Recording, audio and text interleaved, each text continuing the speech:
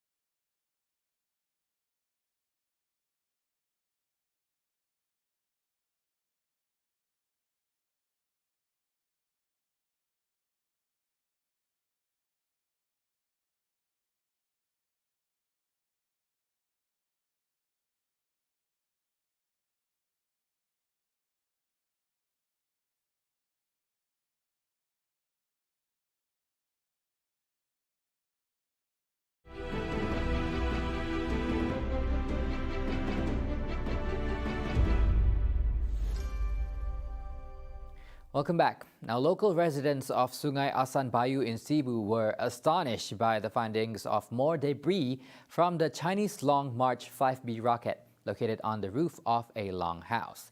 The owner of the longhouse said the debris was stuck in between wooden beams of their roof. According to Bintango Fire and Rescue Station Chief Nicholas Balulin, the object measures 5.8 centimeters wide and 7.62 centimeters long. The strong impact made by the object left a 2.54 centimeters deep mark and made a leak on the roof. The distress call was made at about 8:50 p.m., prompting a team of firefighters to be deployed to the scene. They arrived at the scene at 10:38 p.m. Most of the debris were reported to have fallen in the Sulu Sea.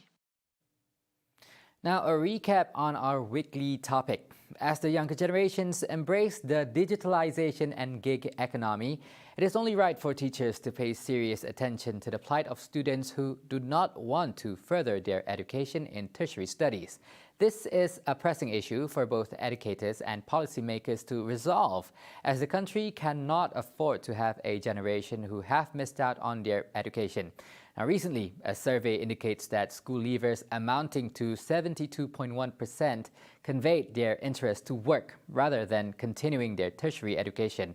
More worrying is the fact recently highlighted by the Higher Education Minister in Parliament that around 17,000 public university students had quit their courses last year.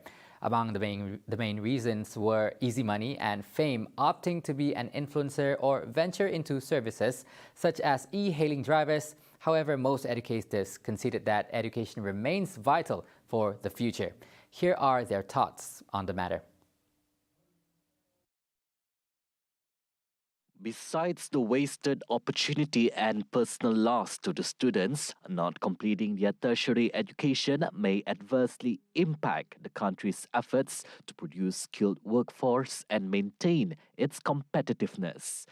According to a teacher, Ahmed Faisal, a lot of students are confused between money and the value of education. This is likely that the student misunderstand the importance of knowledge with the priority of finding money. And I believe students choose to work in the field of e-hailing and becoming a social media influencer because they are influenced by the luxurious and moneyed lifestyle. Actually, they forget that their potential in areas such as TVET and vocational skill has a brighter future for them. Meanwhile, Ahmed reminded his students to take up vocational skills so as to prepare them for a brighter future ahead, especially in Sarawak is rich in its natural resources such as the oil and gas sector. As a motivator, I prefer all students to think about choosing a career with a brighter market in Sarawak. I remind all the students to take the opportunity to learn vocational skills such as automotive, mechanical, welding, because Sarawak will lead to the oil and gas industry as well as renewable energy. I encourage the students of Sarawak to take this opportunity. At the same time, he would like to suggest to the Ministry of Education to empower more skill-based system to identify students' potential at an early stage. My suggestion is that Ministry of Education can prioritize fund in learning school. And schools should empower with 21st century education and project-based learning. In addition, prioritizing the digitization of education such as coding and programming so that students are more inclined to be innovative and rather to choosing the career in the service industry such as e-hailing. Tessie Rijam expressed her worries that there will be a lack of working professionals in the long run if the students opt to follow the current job trend. This issue is worrying and concerning because 30 to 40 years from now, we will have lack of professional in so many fields. And personally, I think teenagers nowadays are heavily influenced by social media. And in social media, they are exposed to so many influences, good or bad. And some of influencers, they show luxurious lifestyle just by doing review on mobile games, on products, and etc. And some of them even boast about failing in examination in school or even school dropout and still make a lot of money. There is nothing wrong with making money, but without knowledge, it won't last. Tessie would also like to remind the youth to use social media moderately and urge parents to monitor their children when it comes to social media. She also acknowledges the support of the government and mentions that this requires a long-term effort with strong support from the society.